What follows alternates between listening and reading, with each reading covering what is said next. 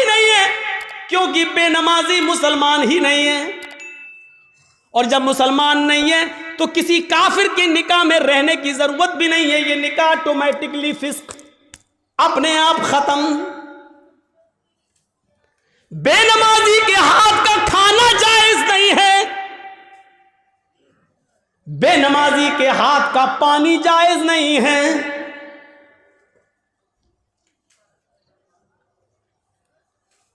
बेनमाजी अगर मर जाए तो उसकी नमाज़े जनाजा पढ़ना जायज नहीं है।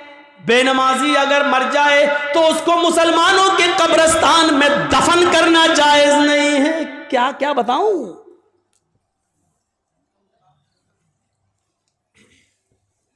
लेकिन सब चल रहा है।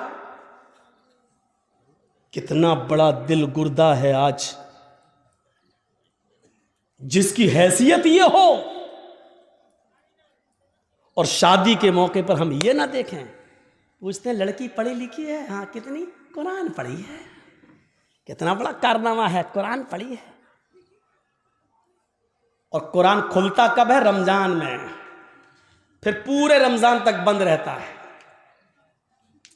फिर जब रमजान का महीना आएगा तब वो कपड़े से खुलेगा, धूल उस वक्त धूल साफ होगी। अपने जहेज के बर्तन रोज धोएगी। अम्मा की और बाप की तरफ से मिले हुए बर्तन रोज धोएगी। लेकिन कुरान जिस जुज़दान में लिपटा हुआ है उसको महीनों हो जाते हैं, उसको साफ करने की नौबत नहीं। जिस तरीके से बेनमाजी औरत बेनमाजी आदमी के साथ नहीं रह सकती, उसी तरीके से नमाजी शौहर के साथ बेनमाजी औरत नहीं रह सकती।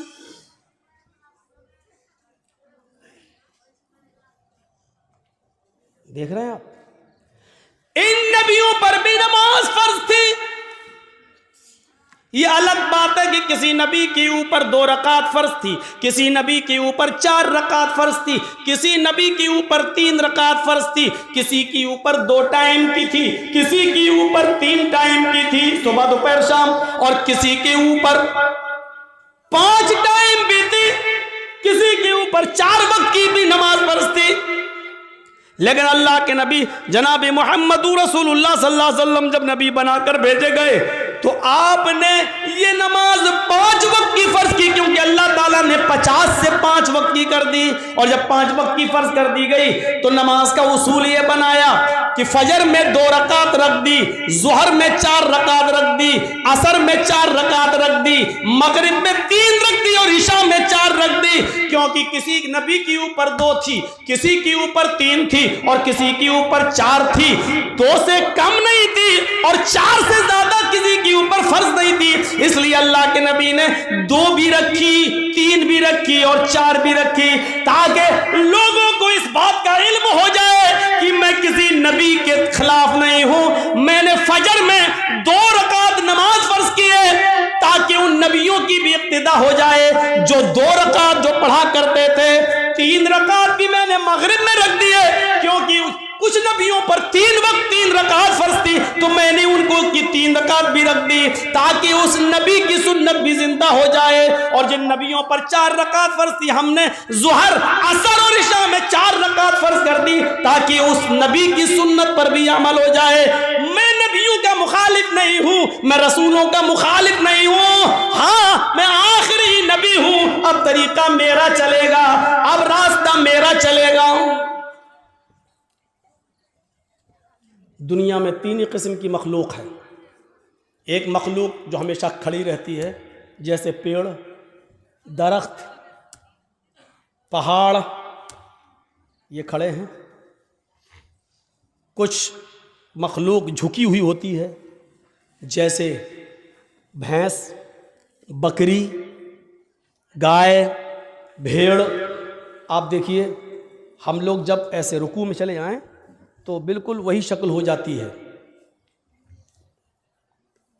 और कुछ मखलूक ज़मीन से चिपकी हुई होती है, जैसे छिपकली, चूहा। दीवार पे भी चढ़ेगा तो चिपका हुआ होगा, ज़मीन पे होगा तो ऐसे होगा। ये 3 ही किस्म की मखलूक है, चौथी कोई किस्म नहीं है। और अल्लाह कहता है युसब्बिहु लिल्लाहि मा फिस समावाति व मा फिल अर्द, ज़मीन व आसमान की सारी मखलूक अल्लाह की तस्बीह बयान कर रही है, अल्लाह की हम्द व सना बयान कर रही है। अल्लाह के नबी सल्लल्लाहु अलैहि वसल्लम ने नमाज में ये तीनों कंडीशन लागू कर दी है। अल्लाहु अकबर, अय अल्लाह ये पहाड़ भी तेरी हम्द व सना बयान करते हैं, ये दरख्तों के पत्ते भी हम्द व सना बयान करते हैं। अगर तुझे खड़े होकर की जाने वाली इबादत ज्यादा पसंद है दरख्तों की, पहाड़ों की, तो देख मैं खड़ा हूं। अल्लाहु अकबर, मेरी इस अदा को कबूल कर ले। अगर तुझे चार पैर वाले जानवरों की इबादत ज्यादा पसंद है तो देख मैं झुक गया हूं। अल्लाहु अकबर, मैंने रुकू कर लिया है, देख मैंने भी उनकी तरह शक्ल बना ली है। अगर तुझे छिपकली, चूहे और जमीन पर रेंगने वाले कीड़े मकोड़े, सांप बिच्छुओं की इबादत और उनकी तस्बीह पसंद है तो देख मैं सजदा कर रहा हूं। अल्लाहु अकबर, जमीन पर चिपक गए, सजदा कर लिया। अय अल्लाह, अगर तुझे ये हयात पसंद है तो मैं भी इस हयात को कर रहा हूं। तीनों चीजें नमाज के अंदर लागू कर दी हैं। पता नहीं अल्लाह को कौन सी अदा ज्यादा पसंद है। अल्लाह तीनों अदाओं में से जो तुझे पसंद है वो कबूल कर ले।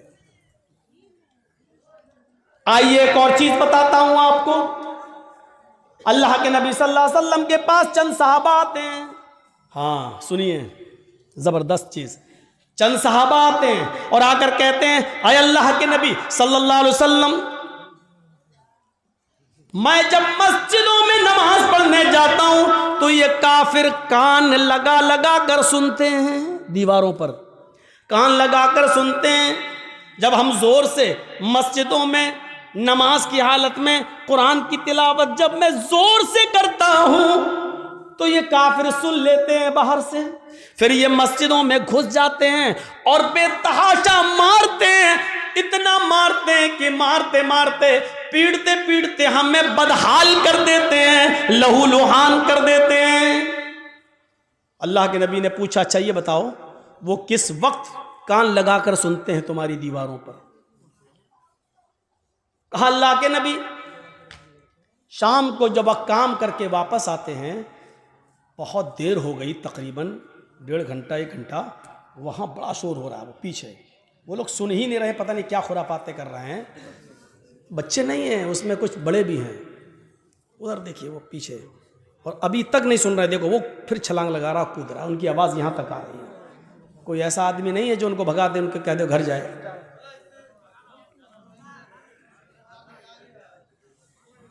इतने शैतान बच्चे, इनके माँ बाप से पूछो, हमें हमारा दिल कहता है ये रात में पैदा हुए होंगे।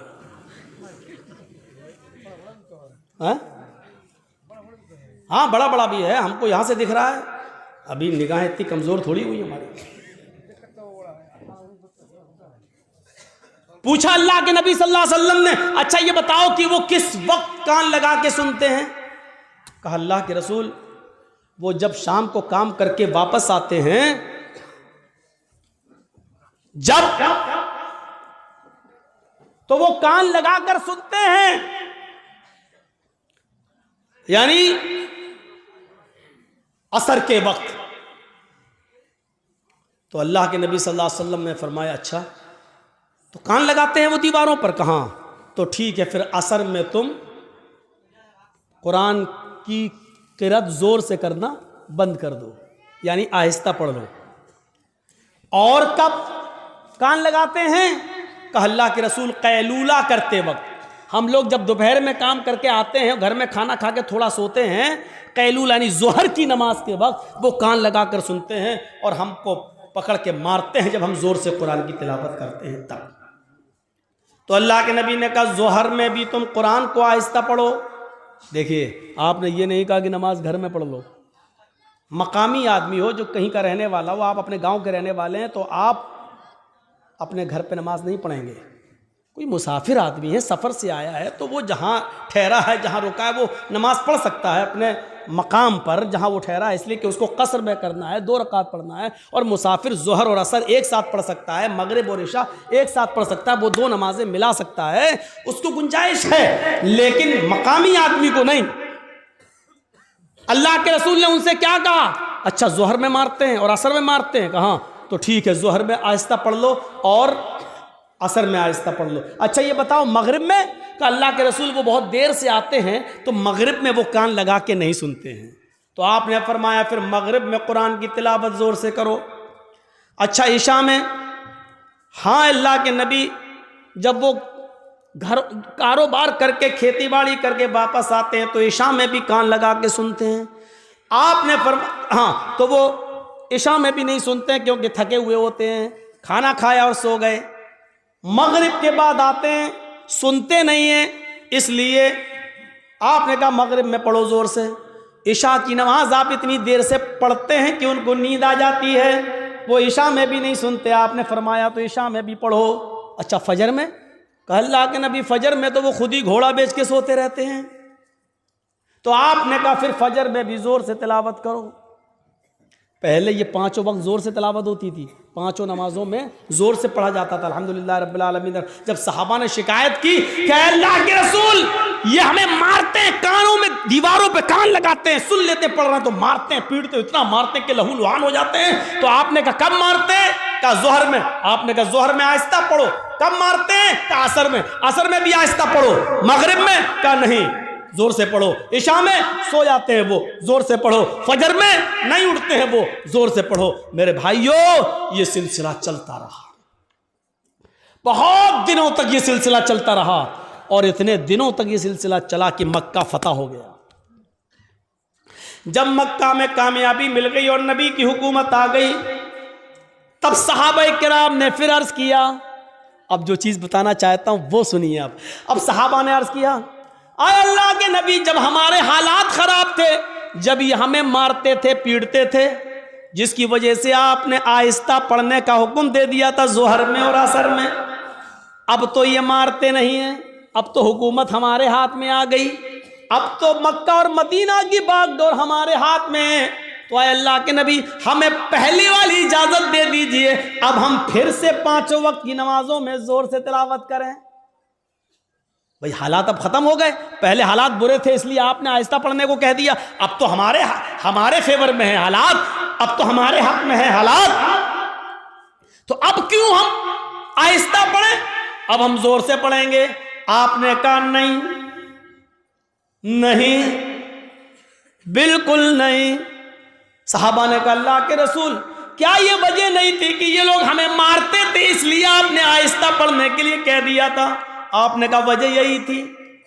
कहा जब वो रीजन खत्म हो गया, जब वो वजह खत्म हो गई, तो अब जोर से पढ़ने की इजाजत क्यों नहीं दी जा रही है? अल्लाह के नबी ने क्या फरमाया? आपने फरमाया इसलिए कि बाद में आने वाले लोग जब ये सोचेंगे कि जोहर में असर में आहिस्ता पढ़ने की इजाजत क्यों दी, और मगरिब में इशा में और फजर में जोर से तिलावत क्यों की जाती है, जब ये बाद में आने वाले लोगों को पता चलेगा, जब वो इसकी हिस्ट्री पढ़ेंगे, जब वो हदीसें पढ़ेंगे, जब उनको मालूम होगा कि सहाबा किराम मार खाते थे, इतना पीटे जाते थे कि उनकी चमड़ी उधड़ जाती थी, लहूलुहान हो जाते थे, इसके बावजूद उन्होंने नमाज नहीं छोड़ी, मारे खाई लेकिन नमाज पढ़ी, आहिस्ता पढ़ी लेकिन पढ़ी, नमाज छोड़ी नहीं है।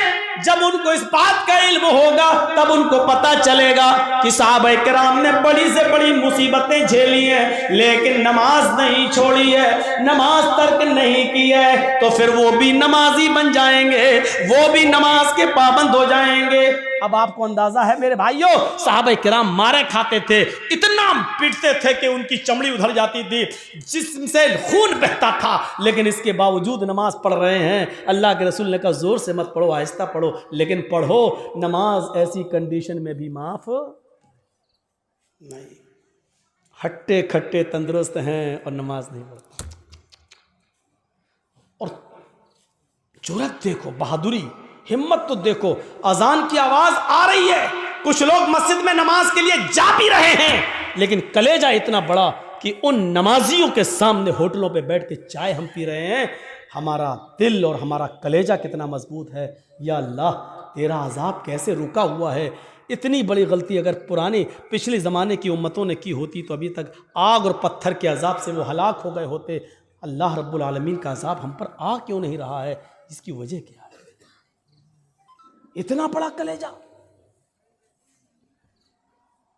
मस्जिद के सामने होटल के बाहर, मस्जिद के बाहर होटल पे बैठ जाए हम, और नमाज मस्जिद के अंदर हो रही हो और हम मस्जिद के सामने से गुजर जाए साइकिल लेकर और बाइक लेकर।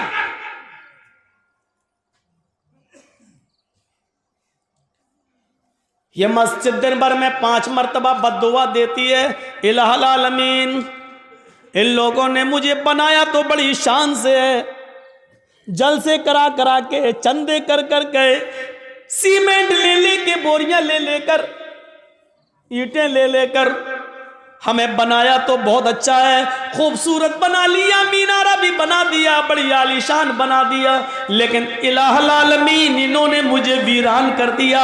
बनाने के बाद मुझे आबाद नहीं किया। आय अल्लाह, इन्होंने मेरा पेट नहीं भरा। अल्लाह, इन्होंने मुझे बनाने के बाद मेरे पास नहीं आए, मेरी गोद में नहीं आए। आय अल्लाह, जिस तरीके से इन्होंने मुझे बनाने के बाद वीरान कर दिया, आय अल्लाह तू इनकी जिंदगियों में वीरानी पैदा कर दे। अल्लाह, जिस तरह इन्होंने मुझे बर्बाद किया तू इनको बर्बाद कर दे। अल्लाह, जिस तरीके से इन्होंने हमें बना सवा कर दुरुस्त करने के बाद हमें भुला दिया है, आय अल्लाह तू इनको भुला दे। मेरे भाइयों, ये मस्जिदों की कहीं बद्दुआओं का नतीजा तो नहीं जो हमारे हालात ही है, जो हमारे हालात ही हैं। पहले जमाने में जब जंगें होती थी, नमाज का वक्त हो जाया करता था, बादशाह नमाज की हालत में, बादशाह जंग की हालत में नमाज के लिए खड़ा हो जाता था। दूसरा बादशाह ये समझता था कि ये क्या हो रहा है, बताया ये नमाज पढ़ रहे हैं, अल्लाह को याद कर रहे हैं, अल्लाह से दुआ कर रहे हैं। वो बादशाह अपनी फौज लेकर भाग जाता था, ये कहते हुए कि जो कौम तीरों और तलवारों कि सायों में भी अपने रब को न भूलती हो तो उसका रब उसे कैसे भूल जाएगा। जो कौम तलवारों के सायों में पली हुई हो, तीरों तलवारों के सायों में जो नमाज अदा कर रही हो, ऐसी पोजीशन में भी वो अपने रब को भूल नहीं रही हो, अपने रब की इबादत कर रही हो, फिर उसका रब हमारे साथ क्या करेगा अगर हमने इनको इस पोजीशन में मारा। वो अपनी फौज, अपने हथियार, अपने घोड़े, अपना सारा हथियार वहीं पर डालकर भाग जाया करते थे, ये कहते हुए कि ऐ अल्लाह वालों हम तुम्हारा मुकाबला नहीं कर सकते, ऐ अल्लाह वालों हम तुम्हारा मुकाबला नहीं कर सकते। मेरे भाइयों, कल तक हमारे ये हालात थे, आज हमारे हालात ये, हमारी मस्जिदों में नमाज हो रही है लेकिन काफिरों की बारात बजती हुई जाती है, उनके बैंड बजते हुए जाते हैं, उनके गाने बजते हुए जाते हैं, लेकिन हमारी अजान की आवाज या नमाज की किरत भी हो रही हो तो उनको कोई फर्क नहीं पड़ता। क्योंकि जब अजान और नमाज के वक्त हमने अपनी टीवियों को बंद नहीं किया है, जब हमने अपने घरों में टीवियां चलाना शुरू कर दी तो फिर काफिरों के दिलों से भी हमारा रोबो दबदबा निकल गया, काफिरों के दिलों से भी हमारा रोबो दबदबा खत्म हो गया। क्यों होगा? हमने काफिरों के दिलों में अपनी इज्जत बनाई कहां है? कहां बनाई है हमने अपनी इज्जत? ग़ज़वा अहज़ाब का वो मौका याद करो। सुनो, सिर्फ एक नमाज थी, बस एक, वो भी अल्लाह के रसूल सल्लल्लाहु अलैहि वसल्लम की, नबी की एक नमाज, और वो भी छूटी नहीं थी, बस सिर्फ उसका असल वक्त निकल गया था। ग़ज़वा, जंग हो रही है, नाम है उस ग़ज़वे का ग़ज़वा अहज़ाब। और सुनो, कलेजा संभाल कर सुनो, दिल संभाल के सुनो इस वाक़े को। ग़ज़वा अहज़ाब, काफिरों की तरफ से तीर चल रहे हैं, मुसलमानों की तरफ से भी तीर चल रहे हैं। ये जंग इतनी खतरनाक हुई कि असर की नमाज का वक्त आ गया, लेकिन सहाबाए किराम संभल नहीं पाए। कोई इधर था, कोई उधर था, नमाज पढ़े तो कैसे पढ़े, एक साथ होते तो चलो आधे पढ़ लेते, आधे जंग करते, फिर ये जो आधे पढ़ चुके होते ये जंग में चले जाते, जो छूट गए वो बाद में पढ़ लेते। लेकिन कोई इधर है कोई उधर है। ये असर की नमाज का वक्त था, असर की नमाज का वक्त। अल्लाह के रसूल नमाज पढ़ा नहीं सके और सहाबा एक साथ जमा नहीं हो सके। कोई इधर से तीर चला रहा, कोई उधर से तीर चला रहा है, लेकिन तीर चलाते चलाते चलाते चलाते मगरिब का सूरज जो डूबता है, मगरिब की नमाज के लिए सूरज के डूबने से, सूरज के गुरूब होने से थोड़ी देर पहले सहाबा किराम ने उस जंग पर कामयाबी हासिल कर ली, यानी काफिरों को हरा दिया। लेकिन असर की नमाज का वक्त निकल गया। सुनिए, असर की नमाज का वक्त निकल गया था।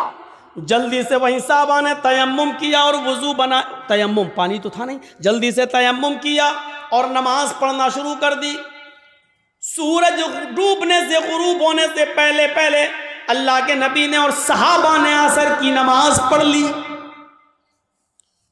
सिर्फ वक्त निकल गया। जो पढ़ना चाहिए था पौने, हम लोगों के यहाँ कितने बजे होती है असर? आपके यहाँ कितने बजे हो रही है असर? 2:45 पर? हाँ, कहीं 3:30 पे भी हो रही होगी। हम 3:15। आपकी मस्जिद में कितने बजे हो रही है? 3:15।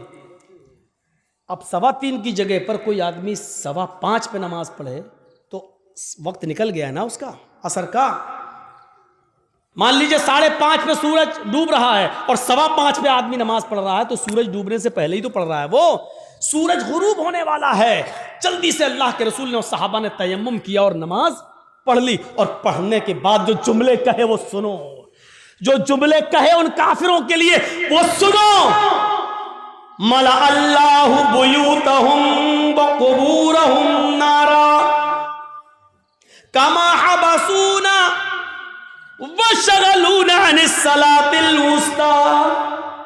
बुखारी शरीफ की हदीस के अल्फाज हैं। अल्लाह के नबी फरमाते हैं, इलाहुल आलमीन, जिन काफिरों की वजह से आज हमारी असर की नमाज का अव्वल वक्त निकल गया,